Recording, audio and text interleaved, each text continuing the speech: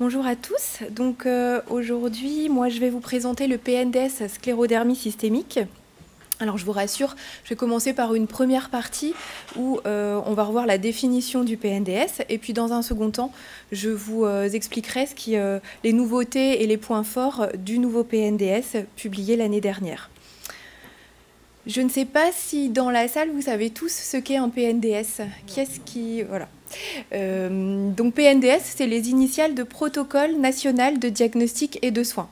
Ici, je vous ai indiqué la définition de l'HAS, la Haute Autorité de Santé. Après, je vais vous expliquer de façon un petit peu plus pratique à quoi ça correspond.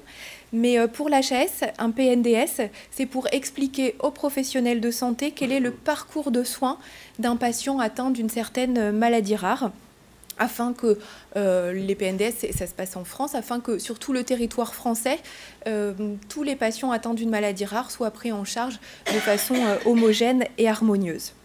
Donc ça, c'est la définition théorique. On va voir un petit peu ce qu'est un PNDS en pratique et de façon concrète. De façon concrète, un PNDS, c'est comme un article. C'est un texte qu'on pourrait résumer sur quelques pages ou sur un petit livret. Et c'est un document qui est sous forme numérique, qui est accessible à tous en accès libre, soit sur le site de la Haute Autorité de Santé, soit sur le site des centres de référence et des filières. Et je vous ferai une démonstration tout à l'heure. Un point important, c'est que le PNDS, il est rédigé en français. Vous savez que dans la littérature scientifique, on utilise énormément l'anglais, mais le PNDS, il est rédigé en français. Donc, même si vous ne maîtrisez pas l'anglais, ce n'est pas un souci, vous pourrez lire ce PNDS. Chaque PNDS concerne une maladie rare. L'objectif, l'idéal, ce serait que toutes les maladies rares en France aient un PNDS. Et donc, le but du PNDS est de détailler tout le parcours de soins du patient. Parcours de soins, vous voyez que soins, je l'ai mis au pluriel, parce que le parcours de soins, ça commence à comment est-ce qu'on fait le diagnostic de la maladie. Une fois qu'on a fait le diagnostic chez un patient, comment est-ce qu'on évalue le patient pour voir la sévérité des différentes atteintes. En conséquence des différentes atteintes et de cette évaluation, comment est-ce qu'on va traiter le patient. Et le traiter, ce n'est pas seulement les traitements médicamenteux, c'est aussi tout ce qui va avec, les recommandations, l'éducation, l'information. Et puis enfin, c'est le suivi du patient au long cours, puisque la plupart des maladies rares sont des maladies chroniques. La cible initiale d'un PNDS, ce sont les professionnels de santé, que ce soit le médecin généraliste, le médecin traitant qui vous suit en ville, ou les médecins spécialistes, les différents médecins spécialistes qui sont amenés à intervenir et à interagir avec vous dans votre prise en charge. Alors, qui est-ce qui rédige le PNDS? Ça, c'est important parce que vous avez vu que c'était un document officiel, hein, c'est publié sur le site de la Haute Autorité de Santé. Et donc, un PNDS est toujours rédigé par un petit groupe d'experts. En pratique, il y a une ou deux personnes qui vont coordonner la rédaction du PNDS. En l'occurrence, pour le PNDS sclérodermie, c'est le professeur Achula et le professeur Mouton qui dirigent l'un et l'autre deux des grands centres de référence français consacrés à la sclérodermie. Ces coordonnateurs définissent un petit groupe de rédacteurs. Tous les rédacteurs sont soit des experts de la sclérodermie, soit des experts d'une thématique de la sclérodermie, que ce soit par exemple l'atteinte buccale ou l'atteinte cutanée. Donc tout ce groupe de rédacteurs va rédiger un document. Et la dernière étape qui est très importante, c'est qu'il y a un groupe de relecteurs. Ce groupe de relecteurs, c'est un groupe beaucoup plus large. Ça peut être une vingtaine, une trentaine de personnes. L'importance de ce groupe de relecteurs, c'est qu'il est multidisciplinaire. La majorité des relecteurs sont des médecins, mais il y a obligation qu'il y ait des médecins généralistes, c'est-à-dire des médecins de ville, qui ne sont pas forcément des spécialistes de la sclérodermie, mais afin qu'ils nous donnent leur avis, qu'ils nous disent si ça leur semble compréhensible. Il y a évidemment des médecins spécialistes de plein de spécialités différentes, mais il y a aussi, et ça c'est obligatoire, obligatoirement dans le groupe de relecture, il y a un ou des représentants de l'association de patients. Pour les pathologies qui n'ont pas d'association de patients, il y a des patients qui peuvent relire le PNDS. En l'occurrence, pour le PNDS sclérodermie, c'était Madame Dominique Godard et Madame Laurence Schuller de l'ASF qui ont participé à ce groupe de relecture. Et puis enfin, en plus des médecins et des associations de patients, il y a différents professionnels de santé qui peuvent intervenir dans la relecture, des kinésithérapeutes, des ergothérapeutes, des infirmières, etc., etc. La liste n'est pas exhaustive. Alors, en médecine, on a l'habitude de dire qu'au bout de 5 ans, les données qui ont été écrites sont parfois un petit peu périmées, un petit peu passées, parce que vous avez vu avec le professeur Achula qu'il y a des actualités thérapeutiques tous les ans. Donc, il est recommandé qu'un PNDS soit réactualisé tous les 5 ans. On ne le réécrit pas complètement, mais on met un petit peu à jour les données. Pour le PNDS sclérodermie, le précédent avait été publié en 2009 et là, le nouveau a été publié en 2007. Donc, il s'est écoulé quelques années. Il y a eu beaucoup de remaniements en conséquence. Le document, un PNDS, il n'y a pas d'obligation de taille. Donc, ça peut être un document qui est assez court, ça peut être un document qui est assez long. Le PNDS sclérodermie, il fait 128 pages. Donc, c'est un document qui est assez long. On n'est pas obligé de tout lire en une fois.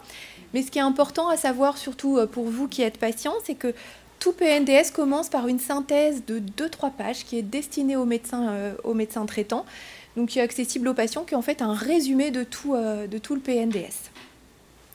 Voilà, j'espère que vous comprenez un petit peu mieux ce qu'est un PNDS. Maintenant, la deuxième question, je vous ai dit que c'était accessible pour tous. Comment est-ce qu'on peut trouver le PNDS ? Il suffit simplement d'aller sur votre moteur de recherche habituel, vous tapez PNDS sclérodermie, vous cliquez et c'est le premier résultat qui sort. Vous avez juste à cliquer, vous arrivez directement sur le PNDS sclérodermie sur le site de la HAS. La deuxième façon de le trouver, et je refais un petit peu de promotion pour le site internet de la filière, c'est d'aller sur notre site internet, sur la page d'accueil ou sur l'onglet pathologie rare, vous cliquez sur sclérodermie systémique, et puis dans les différents onglets, il y a un onglet prise en charge, PNDS, vous cliquez sur le PNDS, et vous avez le PNDS et ses 128 pages qui apparaissent sur votre écran. Ça, c'est la page d'accueil du PNDS. Alors maintenant, on va passer à la deuxième partie de l'exposé, qui est de savoir quelles sont les nouveautés et les points forts du PNDS 2017 par rapport à la version initiale qui datait, je le rappelle, de 2009. Alors, on va prendre un petit peu dans l'ordre du PNDS. Dans les généralités, il y a ce qu'on appelle l'épidémiologie. L'épidémiologie, c'est juste savoir un petit peu combien de personnes sont atteintes, qui est atteint, plutôt les hommes, plutôt les femmes, de quel âge. Là, le paragraphe épidémiologie est plus complet que le précédent, puisqu'il y a eu 3 études qui ont été faites en France sur l'épidémiologie de la sclérodermie. On estime maintenant que le nombre de patients souffrant d'une sclérodermie en France est entre 6 000 et 9 000 patients. Il y a quelque chose qui est nouveau dans ce PNDS, c'est qu'on parle des enfants. Il y a toujours eu des cas de sclérodermie chez l'enfant, ils sont très rares, ça concerne moins de 5% des patients, mais vous verrez qu'on a plus parlé de ces cas pédiatriques. Voilà. Et maintenant, on sait évaluer que ça représente un petit peu moins de 5% de tous les cas de sclérodermie. La classification. La classification, ce sont des critères qui permettent au médecin, à partir du moment où il connaît la sclérodermie et où chez un patient, il évoque la possibilité d'une sclérodermie, à faire un score qui permet de classer ou pas le patient dans la catégorie des sclérodermies. J'attire votre attention sur le fait que ce score que je vous présente n'est pas une formule magique. Vous ne pouvez pas chez vous prendre ce score et calculer votre score pour savoir si vous avez ou pas une sclérodermie. C'est vraiment un score qui est destiné au médecin qui a une suspicion de sclérodermie, qui pense que vous avez une sclérodermie. C'est pour ça qu'on l'appelle un score de classification et pas un score diagnostique. Ce score, il a été fait au niveau mondial et européen. Il permet, en fonction des différentes atteintes, de calculer un nombre de points. Et si le patient a plus ou à 9 ou plus points, le médecin peut le classer dans la catégorie des sclérodermies. Mais là, encore une fois, ce n'est pas un score à manier comme ça chez soi. Une fois qu'on a fait le diagnostic de sclérodermie, l'évaluation initiale. Évidemment, dans la description de l'atteinte cutanée, il n'y a pas eu de nouveauté sur ces 10 dernières années. Les paragraphes qui ont été un petit peu modifiés, il y en a un qui a été modifié de façon importante, c'est toute l'atteinte buccale. On a parlé tout à l'heure du petit livret rédigé sous l'égide de l'ASF qui concerne l'atteinte orofaciale. Eh bien, dans le PNDS, ça avait été anticipé, et alors que l'atteinte orofaciale était juste mentionnée dans le précédent PNDS, là, elle bénéficie d'un grand paragraphe qui a été rédigé par toute une équipe de stomatologues, de dentistes, pour décrire tous les différents troubles, toutes les différentes atteintes orofaciales, comme les troubles de mastication, les problèmes de carie, les problèmes de gencives, des problèmes que vous connaissez et que vous rencontrez au quotidien. Il y a une petite mention des troubles de l'humeur, puisqu'il y a quelques études qui ont mis en évidence qu'au cours de la sclérodermie, il y avait de façon un petit peu plus fréquente de la déprime. Et puis enfin, ce nouveau PNDS propose aussi des scores de qualité de vie, parce qu'on sait que la sclérodermie impacte sur la qualité de vie des patients, et c'est maintenant des choses qu'on prend plus en compte. Une fois qu'on a fait l'évaluation clinique, vous savez que la sclérodermie, c'est une maladie auto-immune avec des anticorps. Et bien, depuis le précédent PNDS, il y a de nouveaux anticorps qui ont été mis en évidence. Et ce tableau-là, qui est peut-être un petit peu compliqué, mais il a le mérite pour les médecins qui prennent en charge des sclérodermies de résumer de façon synthétique tous les anticorps que l'on peut rencontrer au cours de la sclérodermie. Toujours dans un but de simplification et pour les médecins qui prennent en charge la sclérodermie, il est également proposé dans ce PNDS des algorithmes. Un algorithme, c'est un petit score et qui permet de prendre des décisions. Vous savez que tous les ans, on vous propose de passer une échographie cardiaque pour dépister une complication rare, mais qui peut être sévère de la sclérodermie, qui s'appelle l'hypertension artérielle pulmonaire. Et parfois, quand l'échographie amène un doute sur l'existence ou pas d'une HTAP, l'hypertension artérielle pulmonaire, on peut proposer de faire un examen qui est un petit peu plus embêtant, qui est le cathétérisme cardiaque droit, qu'on ne propose pas en première intention. Eh bien, ce schéma, il permet aux médecins de voir en fonction des résultats de l'échographie quand ou pas on peut proposer d'aller plus loin pour faire ce cathétérisme. Il y a un nouveau paragraphe qui existait déjà dans le précédent PNDS, mais qui a pris beaucoup plus d'ampleur dans le nouveau PNDS. Pour illustrer cela, dans le précédent PNDS, l'éducation thérapeutique du patient, c'était une demi-page. Dans le nouveau PNDS, c'est quasiment 5 pages. Donc vous voyez que c'est une place beaucoup plus importante. C'est comme la qualité de vie, c'est des choses que maintenant les soignants prennent beaucoup plus en compte. Dans ce paragraphe, dans ce long paragraphe sur l'éducation thérapeutique, on rappelle les compétences d'auto-soin telles qu'elles sont définies par la Haute Autorité de Santé. Il y a un descriptif des objectifs de l'éducation thérapeutique au cours de la sclérodermie systémique, et on insiste vraiment sur le fait que l'éducation thérapeutique du patient fait partie du parcours de soins du patient, c'est-à-dire qu'on ne traite plus les patients que par des médicaments. Il y a tout ce qui va à côté et ce qui améliore le quotidien et la façon de vivre au quotidien avec sa sclérodermie. Je ne vais pas détailler ce grand tableau. Le professeur Achula vous a fait, dans la précédente présentation, les nouveautés thérapeutiques de la sclérodermie. C'était celle de l'année. Là, vous vous doutez qu'entre 2008 et 2017, il y a eu beaucoup de nouveautés. Elles sont détaillées sur plusieurs dizaines de pages, toutes les prises en charge thérapeutiques possibles dans la sclérodermie. L'intérêt de ce tableau, encore une fois, c'est que c'est un tableau synthétique sur une seule page.